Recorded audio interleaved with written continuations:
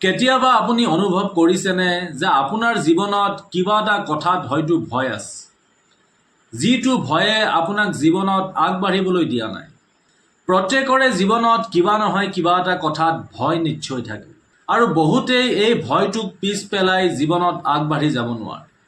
এই ভয় হয়তো অসফল হোৱাৰ ভয়, মানুহে কি ক'ব বা মানুহে আলোচনা কৰিব তাৰ ভয়, সপোনবোৰ ভাঙি যোৱাৰ ভয়, নতুবা অধৰ্ম আৰু অত্যাচাৰ দেখিও মাত মতাৰ ভয়।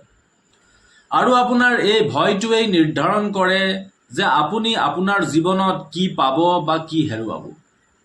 আপুনি নিজেই চিন্তা কৰক, যিটো ভয়ৰ কথা চিন্তা কৰি বা যিটো ভয়ৰ বাবে আপুনি জীৱনত আগবাঢ়ি যাব পৰা নাই, সকলো দেখি শুনিও আপুনি মাত মাতিব পৰা নাই, আপুনি সফল হ'ব পৰা নাই। এই ভয়ে আপোনাৰ ভৰিত এডাল শিকলিৰ দৰে মেৰ খাই আছে আৰু আপোনাক এখোজো আগবাঢ়িবলৈ নিদিয়ে। আৰু আপুনি আপোনাৰ জীৱনৰ প্ৰতিটো দিনেই চেপি চেপি জীয়াই আছে, অশান্তিত জীয়াই আছে। তেনেহ'লে আপুনি প্ৰতিটো মুহূৰ্ত বা প্ৰতিটো দিন এনেদৰে চেপি চেপি জীয়াই থাকিব বিচাৰে, নে একেবাৰতে ভয়ৰ সন্মুখীন হৈ এই ভয়ৰ পৰা মুক্তি পাব বিচাৰে? আপোনাৰ জীৱনত যিয়েই ভয় কিয় নহওক, যি কথাতেই ভয় কিয় নহওক, ইয়াৰ পৰা মুক্তি পোৱাৰ উপায় এটাই, যে আপুনি ভয়ৰ মুখামুখি হওক, আপুনি ভয়ক ফেচ কৰক। যেতিয়ালৈকে আপুনি ভয়ক ফেচ নকৰিব বা ভয়ৰ মুখামুখি নহ'ব, তেতিয়ালৈকে ইয়াৰ পৰা আপুনি পৰিত্ৰাণ নাপায়। আপুনি যিমানেই ভয় কৰি পিছুৱাই গৈ থাকিব, সিমানেই ভয়ে আপোনাক খেদি খেদি গৈ থাকিব। গতিকে আপুনি এখোজ আগবঢ়াওক, আপুনি ভয়ক খেদি আহক, তেতিয়া ভয়ো লাহে লাহে আপোনাৰ পৰা আঁতৰি যাব।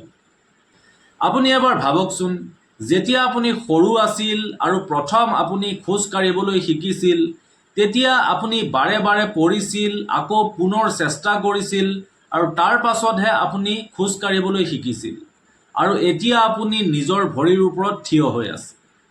কিন্তু যদি আপুনি ভয় কৰিলে হয় বা সৰুতে আপুনি ভয়তেই খোজ কাঢ়িবলৈ নিশিকিলে হয়, তেনেহ'লে আজি আপুনি নিজৰ ভৰিৰ ওপৰত থিয় হৈ থাকিব পাৰিলেহেঁতেননে? কাৰণ আপুনি সেই সময়ত ভয় কৰা নাছিল। আপুনি পৰিছিল যদিও আপুনি উঠি পুনৰ চেষ্টা কৰিছিল। কিন্তু এতিয়া আপুনি চেষ্টা কৰিবলৈ পাহৰি গৈছে, আপুনি কেৱল ভয় কৰিবলৈ লৈছে। জীৱনটো সেই আগৰ দৰেই আছে, মাত্ৰ আপোনাৰ চিন্তাবোৰহে সলনি হৈছে। মানুহৰ ভিতৰত ইমানখিনি শক্তি আছে যে আমি যিকোনো ভয় দূৰ কৰিব পাৰোঁ, কিন্তু আমি ভয় কৰি চেষ্টা কৰিবলৈ এৰি দিওঁ। আমি শৰীৰৰ শক্তি বঢ়োৱাত বেছি গুৰুত্ব দিওঁ, কিন্তু আমি মনৰ শক্তি বঢ়োৱাত গুৰুত্বই নিদিওঁ। আচলতে শৰীৰৰ শক্তিৰ যিমান প্ৰয়োজন, তাতোকৈ বেছি মানুহৰ মনৰ শক্তিৰ প্ৰয়োজন। আপুনি মনৰ শক্তিৰে যিকোনো সমস্যা বা যিকোনো ভয়ক আপুনি সহজতে দূৰ কৰিব পাৰে। কিন্তু দিনে দিনে আমাৰ মানুহৰ মনৰ শক্তিবোৰ দুৰ্বল হৈ আহিছে। ইয়াৰ কাৰণ হৈছে যে আমি নেগেটিভ চিন্তা কৰোঁ আৰু আমি চেষ্টা কৰিবলৈ এৰি দিওঁ। যেতিয়াই আপুনি কিবা এটা নতুন কৰিবলৈ চেষ্টা কৰে, তেতিয়া আপোনাৰ মনটোৱে প্ৰথমে বাৰে বাৰে কয় যে যদি মই সফল নহওঁ, যদি মানুহে হাঁহে বা মানুহে মোৰ কথা কিবা আলোচনা কৰে, এইকেইটা নেগেটিভ কথাই প্ৰথমে মনলৈ আহে। আৰু এই নেগেটিভ কথাকেইটা অহাৰ লগে লগে আপোনাৰ মনত ভয়ৰ জন্ম হয়। আৰু এই ভয় আপোনাৰ মনলৈ এবাৰ অহাৰ লগে লগে আপুনি আৰু চেষ্টা কৰিবলৈ এৰি দিয়ে বা আপুনি আগবাঢ়ি যাব নোৱাৰে।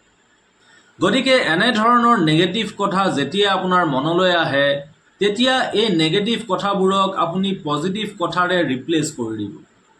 আপুনি মনলৈ সেই ভয়ৰ ভাৱটো আহিবলৈ নিদিব। আপুনি সেই সময়ত মাত্ৰ এইদৰেই চিন্তা কৰিব যে যদি মই সফল হৈ যাওঁ, তেনেহ'লে মোৰ সপোনবোৰ পূৰণ হ'ব। মানুহে যিয়েই নকওক কিয়, মই মোৰ নিজৰ কামখিনি কৰিমেই। কাৰণ মোৰ কৰিবলগীয়া কামখিনি মই নিজেই কৰিব লাগিব। মই কোনো বেয়া কাম বা অপৰাধ কৰিবলৈ ওলোৱা নাই, মই এটা ভাল কাম কৰিবলৈ ওলাইছোঁ। গতিকে এই কামটো মই কৰিমেই। এইদৰে আপুনি পজিটিভ কথাৰে নিজৰ মনটো ভৰাই তুলিব। আপুনি ভয়ৰ ভাৱটো মনলৈ আহিবলৈ সময় নিদিব। আপোনাৰ জীৱনৰ যিটো কথাক লৈ আপুনি আটাইতকৈ বেছি ভয় কৰে, সকলোতকৈ প্ৰথমে সেই কামটো কৰিবলৈ আপুনি আগবাঢ়ক। ভয়ক আপুনি সন্মুখৰ পৰা ফেচ কৰিবলৈ চেষ্টা কৰক। তেতিয়া আপুনি মজবুত আৰু সাহসী হ'ব। আৰু যেতিয়া আপুনি আপোনাৰ জীৱনৰ আটাইতকৈ ডাঙৰ ভয়টো আপুনি জিকি যাব বা আটাইতকৈ ডাঙৰ ভয়টো আপুনি ফেচ কৰিব, তেতিয়া আপোনাৰ জীৱনলৈ অহা সৰু সুৰা ভয় কিছুমান সহজতেই দূৰ হৈ যাব। আৰু ইয়াৰ বাবে মাত্ৰ আপোনাৰ এটা খোজৰ প্ৰয়োজন। আপুনি এখোজ আগুৱাই যাওক ভয়ৰ ফালে, ভয় আপোনাৰ পৰা দুখোজ পিছুৱাই যাব। আৰু এটা কথা, যদি আপুনি আপোনাৰ জীৱনত কিবা অপৰাধ কৰিছে, কিবা অধৰ্ম বা অনীতি কৰিছে, তেনেহ'লে আপোনাৰ মনলৈ ভয় অহাটো স্বাভাৱিক কথা। আৰু এই ভয়ৰ পৰা আপোনাক কোনেও বচাব নোৱাৰে। কাৰণ অধৰ্ম, অনীতি বা অপৰাধ কৰা মানুহৰ মনত সৎ সাহস নাথাকে। আৰু ভয়ক কেৱল সেইজন ব্যক্তিয়েহে জিকিব পাৰিব যাৰ মনত সৎ সাহস থাকে। গতিকে এনে মানুহে ভয়ৰ পৰা মুক্তি পোৱাৰ কেৱল মাত্ৰ এটাই ৰাস্তা আছে, নিজকে সমৰ্পণ কৰা আৰু নিজে কৰা অপৰাধ বা অধৰ্মৰ বাবে প্ৰায়শ্চিত্ত কৰা। নিজে অনুশোচনা কৰি সেই অপৰাধ বা অধৰ্মৰ বাবে প্ৰায়শ্চিত্ত কৰি নিজকে সমৰ্পণ কৰিলেহে সেই ভয়ৰ পৰা এনে মানুহে মুক্তি পাব। গতিকে যদি আপুনি কিবা এটা ভাল উদ্দেশ্য লৈ আপুনি কাম কৰিব বিচাৰিছে বা আগবাঢ়ি যাব বিচাৰিছে, আৰু তেনে স্থিতিত যদি আপোনাৰ মনলৈ ভয়ৰ ভাৱ আহিছে, তেনেহ'লে সেই কামটো আপুনি নিশ্চয় কৰক।